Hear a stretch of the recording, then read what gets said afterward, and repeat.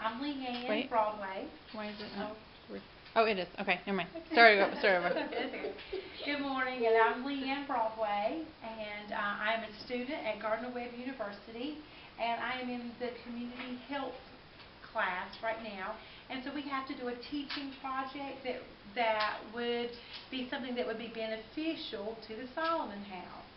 And I spoke with Joyce Brooks, the director, and Abrea, your instructor, and one of the things that they talked about was birth spacing is now becoming a very hot topic, something that a lot of people are wanting to discuss and to learn more about. And so I developed a teaching plan on birth spacing, and I developed a brochure so that you could have something to take home and to look at about birth spacing. So one of the things we're going to talk about is what happens in your body when you are pregnant. There are a lot of changes that happen with your body that you don't really realize. One of the things is that you increase your blood volume, the amount of blood that goes through your heart and circulates through your body is increased by 50%. So let's say, just to make numbers look good, if you had 6 quarts of blood, then normally you would have 9 quarts. You would increase that by half as much. And so that's a big strain on your heart and on your body because you have that much extra blood circulating during the time of your pregnancy. And you'll notice there's a lot of other things that happen to your body while you're pregnant. And you realize, I think this is interesting, you grow a whole organ. This is the only time during your lifespan that your body will grow an organ and then get rid of it. And it's called the placenta. And the placenta is actually an organ, and it actually does produce hormones and put hormones through your body. And so because of that, you've developed a brand new organ just for carrying a baby. I think that's really neat. Another thing is the pregnancy brain. You've heard people talk about that. You actually do have a fuzzy memory.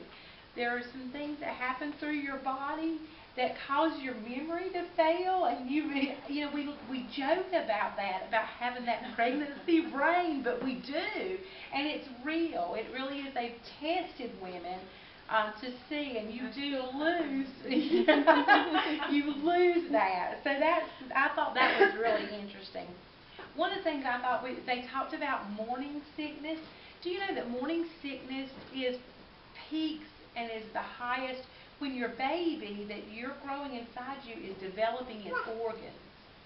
And so what they're wanting is, they're saying right now that maybe that is the way your body is helping to protect you from eating something that would interfere. So things that are strong, or things that are spicy, or things that you really shouldn't be eating while the baby is growing its organs.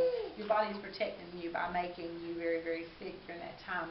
But it's not morning, because most of you that are pregnant know that you can be sick any time during the day. So, heartburn. Heartburn is really caused from 2 different things. One is that the baby has really increased the pressure in your stomach, and that it's causing that pressure to build up. Plus, in addition to that, you've got progesterone, which is a hormone in your body that kind of relaxes that little ring at the top of your stomach.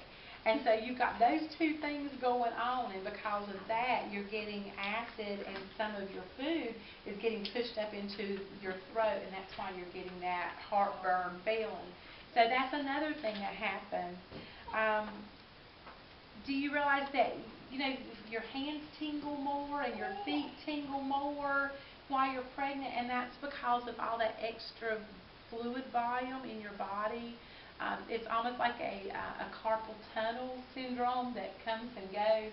But you're actually pressing on nerves that are very, very, that have a very thin area to go through in your hands and in your ankles. And because of that, you get extra tingling in your fingers and in your toes. So those are kind of some neat things that happen to your body while you're pregnant. But I really want to focus on that 50% extra blood volume because that really taxes your heart. And people don't think about that because most bodies can take that on without any problem. And then you have the baby, and if you know you have the sweats at night and all the time, you actually have to go to the bathroom more often, after the baby's born. Your body gets rid of that fluid pretty quickly, but it takes about 6 weeks. So for about 6 weeks, your body is trying to get rid of that fluid, and your heart is trying to get back to normal. And so it's real important that you remember that. Some of the other things is that right after delivery, if you notice for the next few weeks, your hair falls out. Mm-hmm. Well, when we're pregnant, our hormones keep our hair from falling out. So that's why your hair looks so great. It's really full. It has a lot of body while you're pregnant. But when you have the baby, those hormones switch again, and there comes all that hair. So it really starts falling out. Some people have some discoloration of their skin, especially around their mouth and on their forehead, around their nose. Sometimes they get dark spots while they're pregnant, and if they do, once you deliver, those dark spots go away. I don't know if you noticed or not, but you have this nice little line that runs from like your belly button down while you're pregnant, and that gets really, really dark while you're pregnant, and then once the baby's born, that kind of fades also. Your breasts change a lot. We all know about that. They really do change a lot. Right after delivery, they get very, very swollen. The milk comes in, and you have that engorgement from your breast.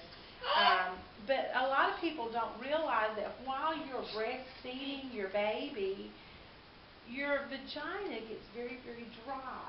That breastfeeding causes this dryness in your vagina. So while you're breastfeeding, you may need to use a lubricant to keep from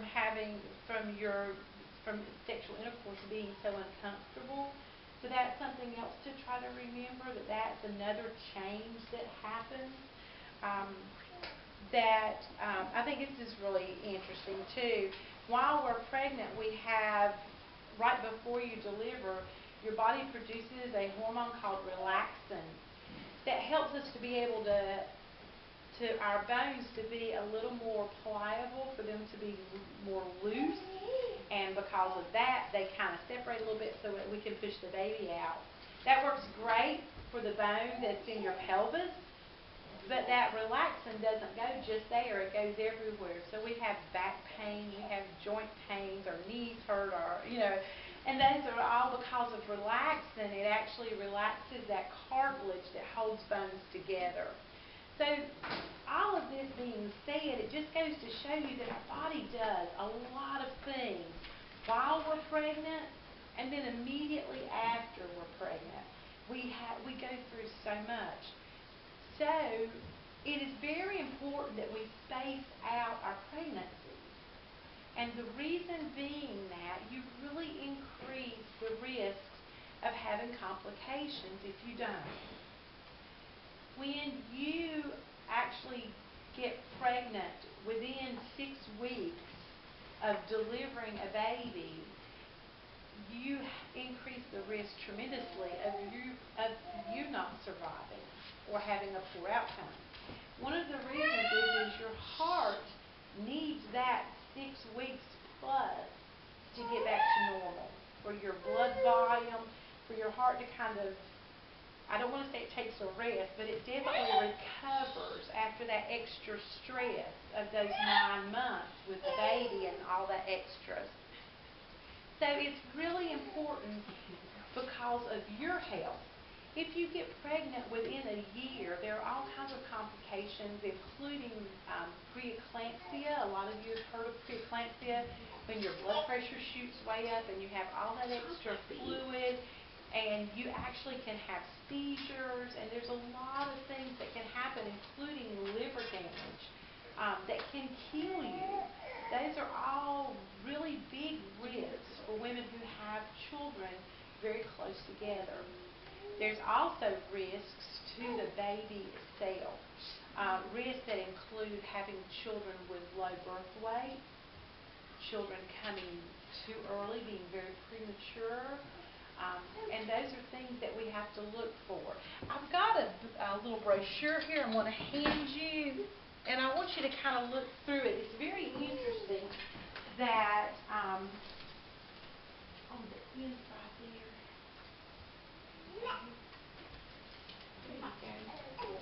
it discusses some of the things that happen if we don't birth space. And you see that your by birth spacing, you actually it decrease your risk of the baby dying. You actually have better birth weight. It also takes care of mom. Mom has less problems with anemia. Mom has less problems with dying while she's pregnant. And I think this is real interesting too, because it also can stop premature rupture of membranes, which is one of the reasons that babies are born prematurely. And so I know all of us know people who've had babies a year apart. All of us know people who've had babies 2 years apart, and they've been just fine, or they've had very few complications. But the best thing for the mom and the best thing for the baby is to give that a good spacing. So they've done a lot of research studies about this, and what they find is that you have really good outcomes if you space from the birth of your child to when you start trying to get pregnant again at about 2 years, 24 months. And that is the best way. Your body recovers well, you have better outcomes. And so they're saying your children should be 24 to 36 months, 2 years to 3 years apart from each other, and that will give you the best outcome. So, that sounds all good, and it sounds easy until you start thinking, well, what about birth control? And and that's an expense. It's hard to get into doctors sometimes, and I know that a lot of people have issues regarding citizenship and regarding Medicare, Medicaid, and that kind of thing. So how are you supposed to do all of that? So on the back of the brochure, I've given you some resources, and we'll go over those. But these are resources for people who really don't care about citizenship, but they may operate on a sliding scale. And that means you may have to go and you may have to provide income information, and then they develop a pricing on your birth control by that.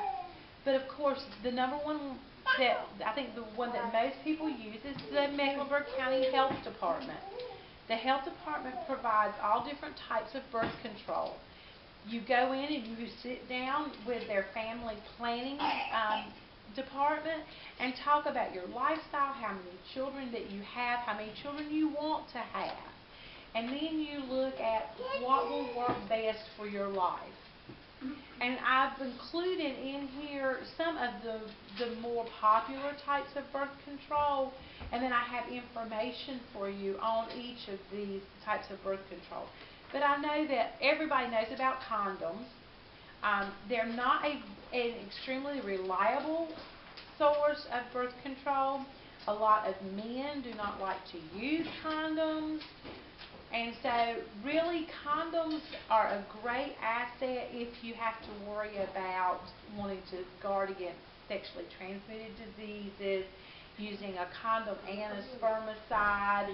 Those are things that you can do for that. But when you're talking about a husband and a wife and your birth control, then you really have some great options like the Depo-Provera shot. It's a shot that you have to have every 12 weeks.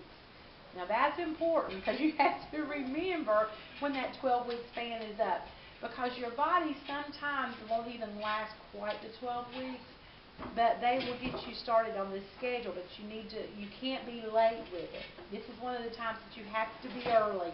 but you cannot be late. If you go more than the 12 weeks, then that's not good. Okay, and so it's an injection, and you go in, you get the injection every 12 weeks.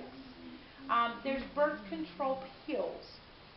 Birth control pills, there's all different types, all different strengths of birth control pills. They are hormone based, and so there are things that if you have issue, if you smoke, if you are an older mom, there may be things that would keep you from using birth control pills due to the hormone amounts. But those are all things that you need to discuss with your healthcare provider. They're usually the cheaper of the birth control types, though, and you can actually get birth control pills very inexpensively. Another thing is the IUD. A lot of people talk about the IUD. It's actually a device that's implanted into your uterus. That has to be put in by a doctor or a specially trained nurse. So that will let you know immediately that it's something that you have to go in and have an appointment for. It also releases a hormone too, but it's at a much, because it's actually implanted into the uterus, the hormones they use are not quite as strong as the ones they use for the depot shot or for your birth control pills. And then there's the Nuvo ring. A lot of people talk about the Nuvo ring, but it is actually a ring that you place inside your vagina. And it also is a hormone-based thing. And you replace it every month. You put it in, let's say you put it on Monday at 8 o'clock. You wear that thing for 3 weeks, and then on Monday at 8 o'clock on that third week you remove it. It stays out for 1 week. Then on Monday at 8 o'clock the next week you put it back. And you can do that yourself. It's very easy to insert. It's as easy to insert as a tampon is, really. But you put that in and you wear it for 3 weeks, and then you take it out for 1 week. During that 1 week you will have your period. You may not complete your period before it's time to put it back in. But it usually is not a problem, and it doesn't even bother your partner. It's not something that's going to bother him, and you usually do not feel it. Unless, it very much like your tampon. Once you get it in, you really don't think about it or feel it doesn't bother you, and so that's a lot like the Nuvo ring. So each one of those birth control methods are really good methods, and they are available through the health department. Now, the health department does have a charge, a fee schedule, and you can check that out on their website. You can go to their website on the internet, or you can go to the family planning department at the health department. Now, they're open Monday through Friday, and they have special hours, but you need to call and make an appointment for them. Another resource that I put on here was Planned Parenthood. Planned Parenthood has a place here in Charlotte that you can go to. They're open Monday through Saturday, but they are also appointment only. So if you want to check with them and make an appointment, they do expect payment at the time of service, and they do not have a sliding scale. They have a set price. But their number is also included on the brochure. And then one of the things that a lot of people do not realize is there is a waiver, a Medicaid waiver, that has to do with family planning only. Now, you may not qualify for Medicaid because of your income being a little bit above what their cutoff is. If that is if that's what's going on with your case, this still may apply because they raised that limit up a little bit for family planning only. So it could be that you would qualify for a family planning waiver through Medicaid and be able to receive your birth control through Medicaid. And a lot of people are not aware of that. So if that's the case, you need to contact DSS and find out from them. Okay? We'll turn the video off now, and I'll open the floor for questions that anybody might have regarding all of this. Okay?